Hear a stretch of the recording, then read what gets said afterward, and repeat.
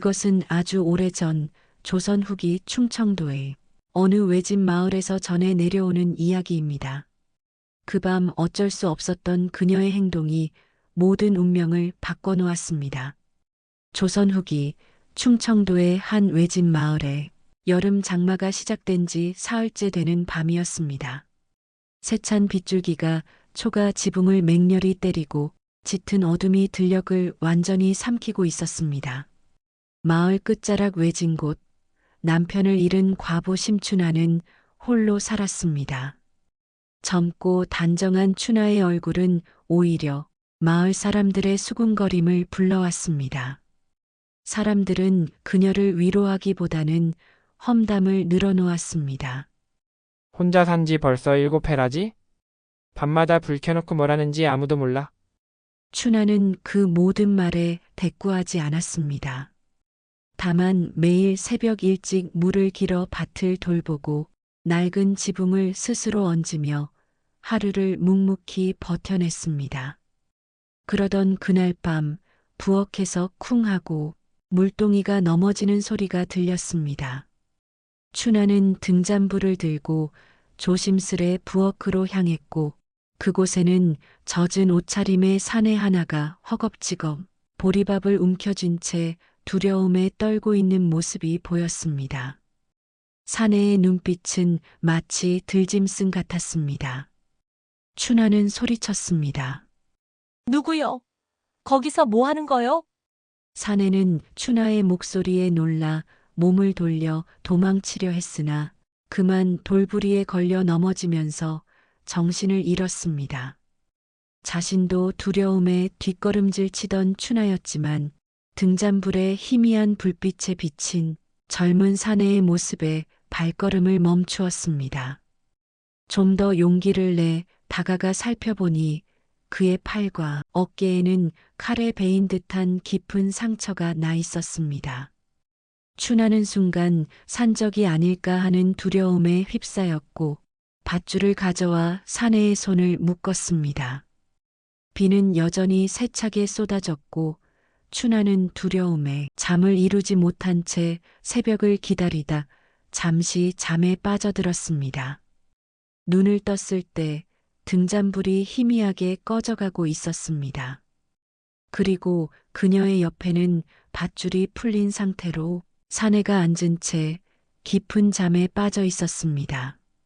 춘하는 아무 말 없이 그저 그를 바라보았습니다.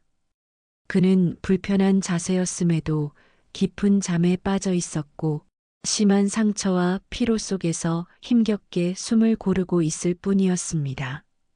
부르튼 얼굴과 상처투성이 손발을 한 채 깊이 잠든 모습은 오히려 춘하의 마음을 놓이게 했습니다. 묘하게도 두려움보다 연민이 먼저 느껴졌습니다. 그녀는 조용히 일어나 부엌으로 가 죽을 끓였습니다. 끓인 죽을 사발에 담고 종지 간장과 함께 들고 쪼그려 잠든 사내에게 다가갔습니다. 사내는 멈칫 고개를 들더니 놀란 얼굴로 춘하를 올려다보았습니다. 춘하는 사내에게 말했습니다. 먹어요. 이리 오래 굶으면 죽어요. 사내는 조심스레 그릇을 받았습니다. 사내의 이름은 태진이었습니다. 말이 적고 눈빛으로만 대답하는 사내였습니다. 그 눈빛에는 두려움과 경계, 그리고 어딘가 깊은 슬픔이 얽혀 있었습니다. 춘하는 괜스레 그 시선을 피하려다 문득 자신이 왜 그를 두려워하는지 알 수 없다는 생각이 들었습니다. 낯선 사내였지만 그 눈빛 속에는 해를 끼치려는 기운보다 오래 방황한 사람의 지친 그림자가 더 짙었습니다. 밤이 깊자 초가의 처마 끝에서 빗물이 똑똑 떨어지고 등잔불이 잦아드는 소리만이 방 안을 채웠습니다. 춘하는 불안한 마음에 문틈 사이로 사내를 살짝 내다보았습니다. 젖은 옷을 걸친 채 구석에 웅크린 그의 어깨가 작게 떨리고 있었습니다. 그 떨림이 춘하의 마음을 묘하게 자극했습니다. 그가 누구든 이렇게 고단한 몸을 이대로 내버려 둘 수는 없다고 생각했습니다. 그녀는 조심스레 낡은 솜잎을 하나를 꺼내와 그의 곁에 덮어주었습니다. 손끝이 닿자 사내의 몸이 순간 움찔했으나 곧 미약하게 숨을 고르며 잠에 들었습니다. 춘하는 한참 동안 그 모습을 바라보다가 등잔불 아래에서 나직이 중얼거렸습니다. 사람 사는 게 다 저리 외로운가. 그렇게 그 밤은 지나갔습니다. 그리고 그 다음 날부터 춘하는 그에게 죽을 끓여주기 시작했습니다.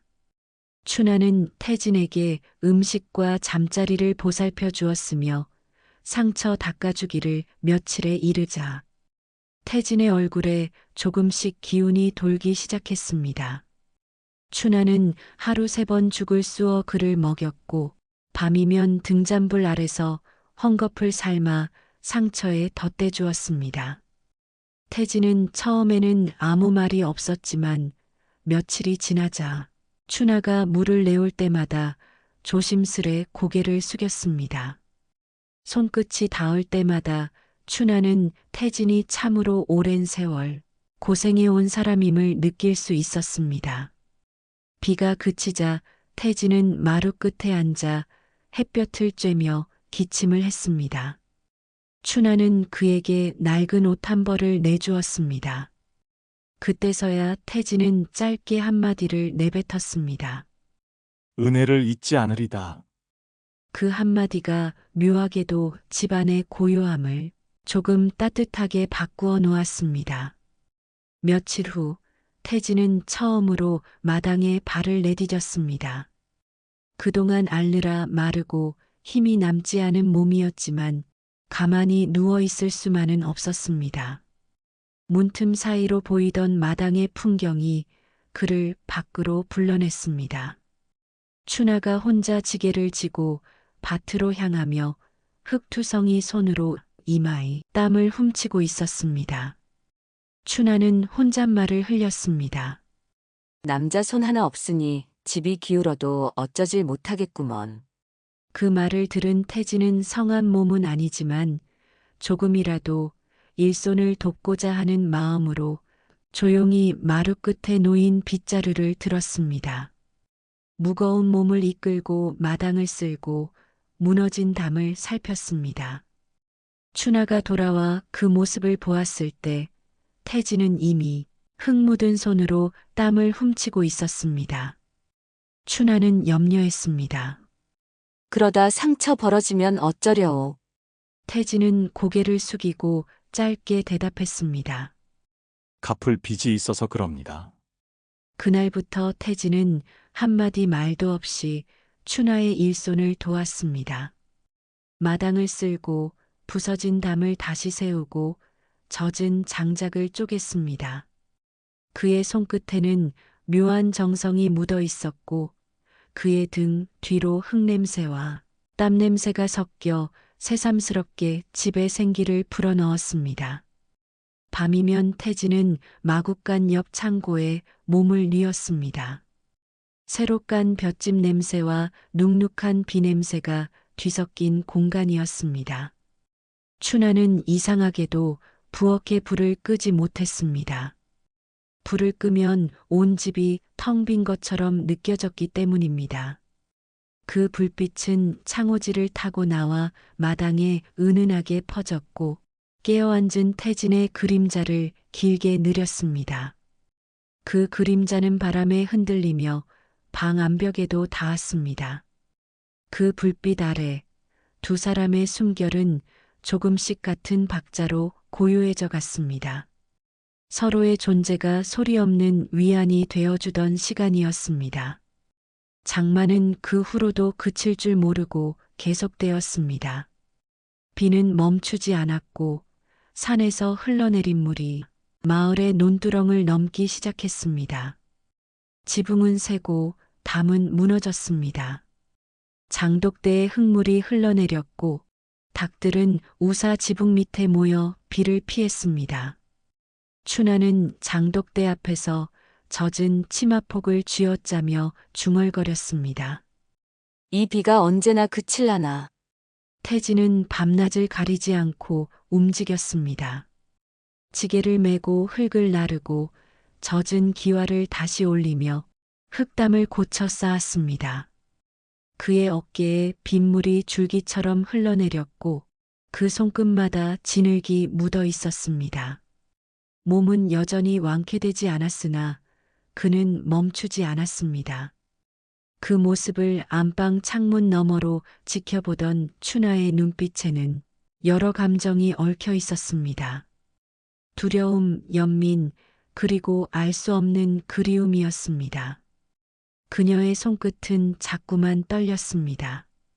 마치 잊고 있던 감각이 다시 깨어나는 듯 했습니다. 그녀는 그 떨림이 부끄러워 등잔의 심지를 괜히 쳐올렸다가 다시 낮추곤 했습니다. 어느 날 저녁 빗줄기가 잠시 잦아든 틈을 타 태진은 마루에 앉아 숨을 고르고 있었습니다. 춘하는 그에게 따뜻한 물을 내왔습니다. 춘하는 태진을 염려했습니다. 몸도 아직 성치 않은데 그리 무리함은 어찌하려고 그래요. 태진은 잠시 그녀를 바라보다 조용히 말했습니다. 이 손이 쉴 틈이 없으니 마음이 덜 불안하구려. 그의 눈빛엔 깊은 그림자가 드리워 있었습니다. 그때 춘하는 처음으로 물었습니다. 이보시오. 그날 밤 어찌 그리 된 거요. 그 상처 말이요.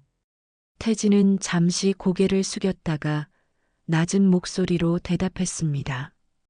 그냥 사람들에게 쫓기던 몸이었어. 잘못한 건 없는데 믿어주는 이가 없었어. 그 한마디에 춘하의 눈동자가 흔들렸습니다. 그녀는 더 묻지 않았고 다만 그저 물잔을 다시 채워 태진의 앞에 놓았습니다.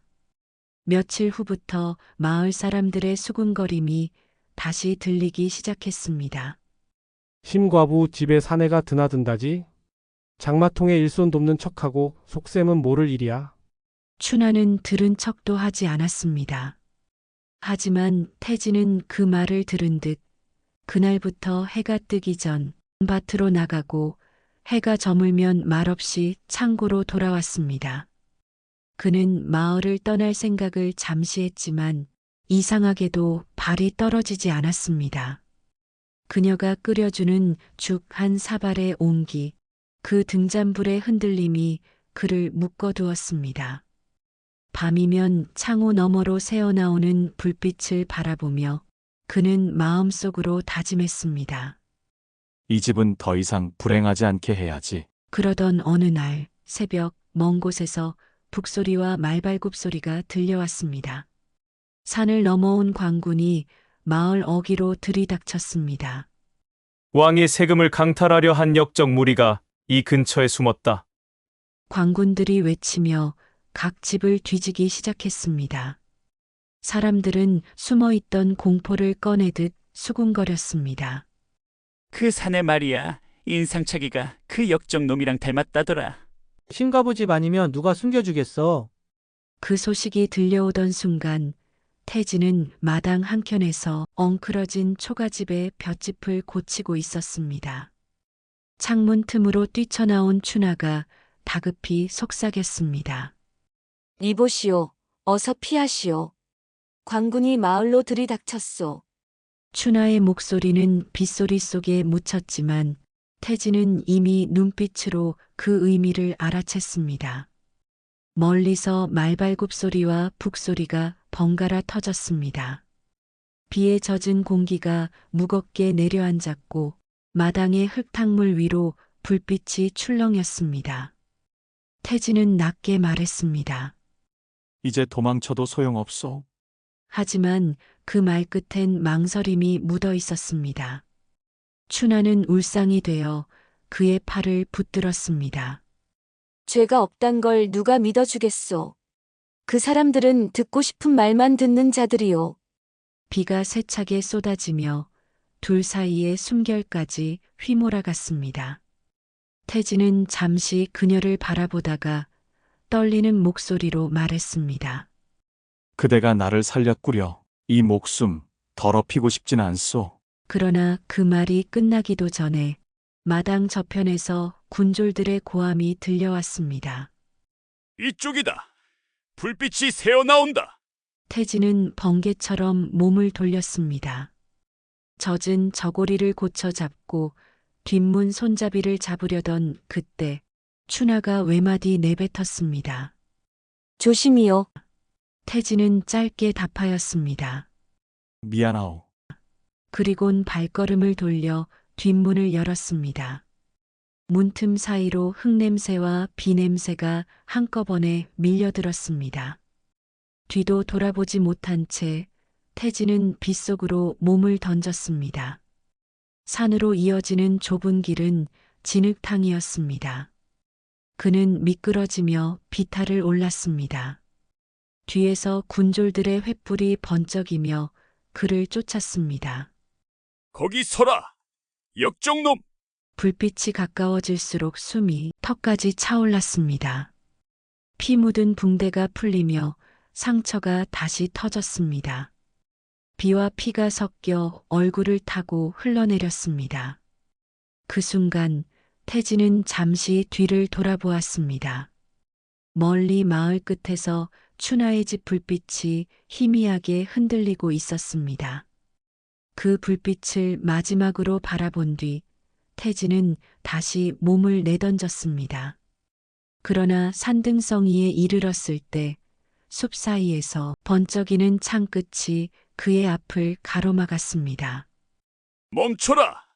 영모의 잔당이로구나. 군졸들의 외침이 천둥 소리와 뒤섞였습니다.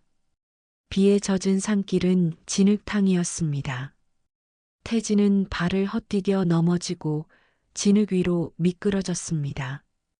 그의 옷은 이미 갈기갈기 찢겨 있었습니다. 태진은 소리쳤습니다. 난 그 무리와 상관없어. 그자들은 공무를 강탈한 도적대요. 그는 소리쳤으나 군졸들은 들은 채도 하지 않았습니다. 입 다물어라. 역적놈. 창끝이 그의 어깨를 눌렀습니다. 순식간에 여러 명의 손이 그를 붙잡았습니다. 빗속에서 쇠사슬이 쨍하고 울렸고 태진은 땅바닥에 무릎을 꿇었습니다. 그는 고개를 들어 산 아래를 보았습니다. 멀리 춘하의 집, 작은 불빛 하나가 빗속에서도 꺼지지 않고 있었습니다. 그는 그 불빛을 바라보며 입술을 달싹였습니다. 살아야 하오 그대는. 그 말은 천둥 속에 삼켜졌습니다. 그날 밤 태진은 관아의 지하 감옥으로 끌려갔습니다. 좁은 돌벽 사이에서 비냄새와 썩은 집 냄새가 섞여 있었습니다. 그는 손목이 묶인 채로 차가운 바닥에 던져졌습니다. 포졸이 물을 끼얹으며 고함쳤습니다. 이놈! 내가 영모의 잔당이라 하지 않았느냐? 태진은 고개를 숙인 채 자신의 억울함을 소리쳤습니다. 난 역적이 아니오. 산적 무리를 쫓던 길이었을 뿐이오. 거짓말! 역적이 아니면 왜 도망쳤느냐? 그의 등 위로 몽둥이가 떨어졌습니다. 피와 빗물이 함께 흘러내렸습니다. 며칠이 흘렀습니다. 태진은 고통 속에 거의 말을 잃었습니다. 그러나 어느 날 감옥에 다른 죄수들이 끌려왔습니다. 그들은 바로 왕의 공물을 빼앗고 마을을 습격한 진짜 도적 무리였습니다. 포졸이 호통을 쳤습니다. 이놈들. 내 놈들의 우두머리가 저기 있다. 내 놈들도 저렇게 되지 않으려면 죄를 고백해야 할 것이야. 도적 두목이 피식 웃으며 말했습니다. 우두머리라니.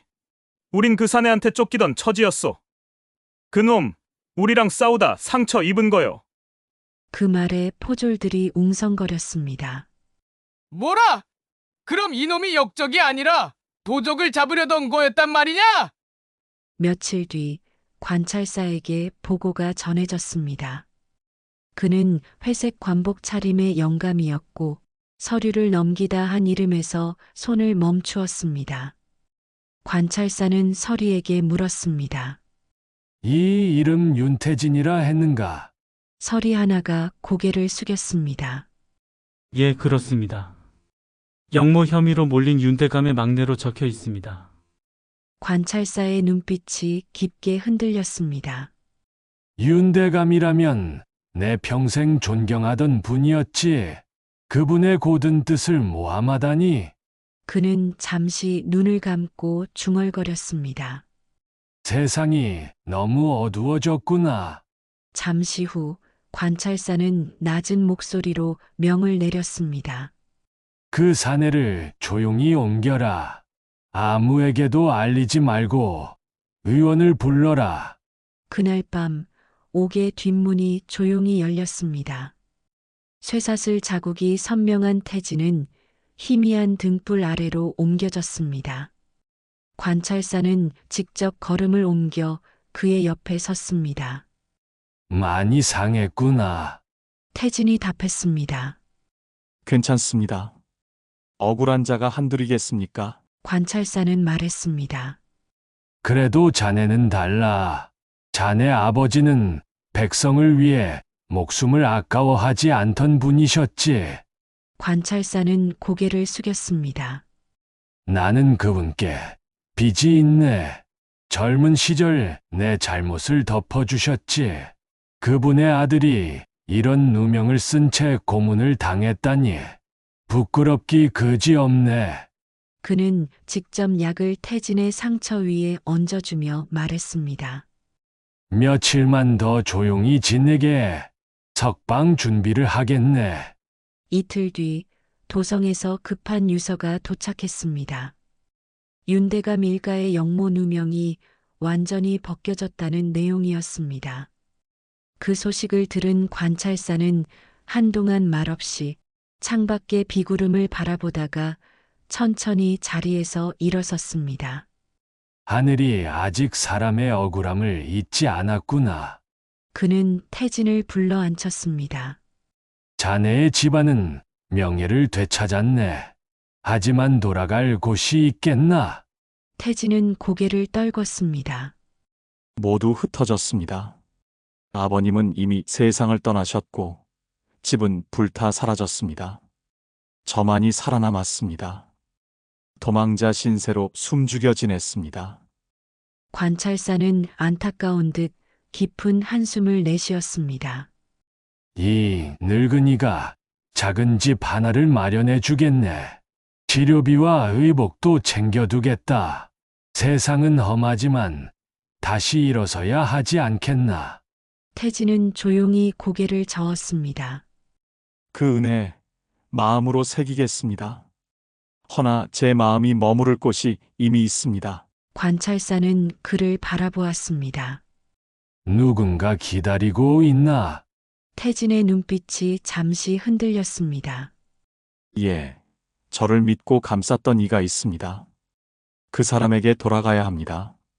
관찰사는 이윽고 미소를 지었습니다. 그렇다면 더 말하지 않겠네. 사람은 마음이 향한 곳으로 가야 하지. 다만 다시는 자신을 탓하지 말게. 억울함은 이미 하늘이 씻어주었으니. 그는 태진의 어깨에 손을 얹었습니다. 그대의 아버지도 분명 그 말을 해주고 싶었을 걸세. 며칠 뒤 태진은 깨끗한 도포를 건네받았습니다. 문을 나서기 전 관찰사가 조용히 덧붙였습니다. 길이 험하거든 이 편지를 가져가게. 내 이름을 보면 어느 고을에서든 머물 수 있을 게야. 태진은 두 손으로 그 편지를 받았습니다. 이 은혜 잊지 않겠습니다. 관찰사는 고개를 끄덕였습니다. 하늘도 자네 같은 사람을 버리지 않을 것이네. 태진은 문을 나서며 하늘을 올려다보았습니다.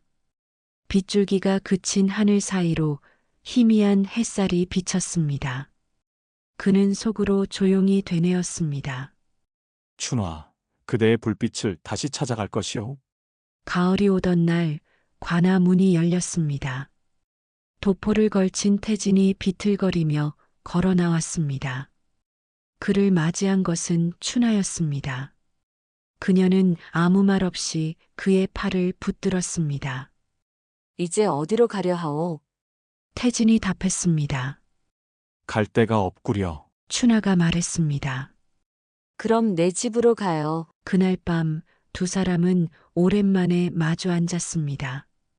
방 안엔 등잔불 하나가 희미하게 깜빡였습니다. 춘하가 죽을 내오자 태진은 조용히 그릇을 받았습니다. 그의 손끝이 그녀의 손등을 스쳤고 뜨거운 기운이 피어올랐습니다. 춘하는 고개를 숙였고 태진은 한참을 바라보다 조용히 말했습니다. 이 빛 그때도 켜 있었지요. 내가 처음 들어왔을 때. 춘하는 미소를 지었습니다. 그 불은 도둑이 아니라 사람을 살린 거요. 그날 이후 태진은 다시 마당을 일구었습니다. 아침이면 밭을 갈고 해질 무렵이면 마루에 앉아 붉게 물든 하늘을 춘하와 함께 바라보았습니다. 밤마다 등잔불 아래서 두 사람의 그림자가 겹쳤습니다. 비슷한 손길, 닮은 숨소리. 그 속에는 지난 세월의 상처와 외로움이 함께 녹아 있었습니다. 태진은 어느 날 문득 춘하에게 말했습니다. 춘화, 나 이제 이름이 필요 없어. 윤대감의 아들도 역적의 자식도 아니요. 그저 이 집의 사람이고 싶소. 그녀는 대답 대신 등잔에 심지를 올렸습니다. 불빛이 더 환하게 타올랐습니다. 겨울이 찾아왔습니다. 눈이 내리는 날 마을 사람들은 과부집 굴뚝에서 연기가 오르는 것을 보았습니다. 예전엔 손가락질하던 이들이 이제 말했습니다. 심과부집 불빛이 참 따뜻하더라. 사람을 살린 불이라 그런가 봐. 봄이 다시 오자 밭고랑에는 보리가 파랗게 올라왔습니다. 그 사이를 걸어가는 두 사람의 뒷모습은 조용하고 다정했습니다. 세상은 여전히 험했지만 그들에겐 더 이상 숨을 이유도 떠날 곳도 없었습니다. 밤이면 등잔불 아래서 태진은 나무를 깎고 춘하는 바느질을 하며 그 옆에 앉았습니다. 불빛이 깜빡일 때마다 서로의 그림자가 한 몸처럼 어우러졌습니다. 그날 비 내리던 밤 도망자가 찾아왔습니다. 그 불빛이 사내 하나를 살리고 또 한 여인의 외로움을 덜어주었습니다. 이제 그 불은 도망자도 과부도 아닌 서로의 생을 비추는 두 사람의 불이 되었습니다. 그들의 이야기는 그렇게 전해졌습니다. 비가 내릴 때마다 마을 사람들은 조용히 그 집의 불빛을 바라보았습니다. 그 불빛은 여전히 꺼지지 않고 있습니다.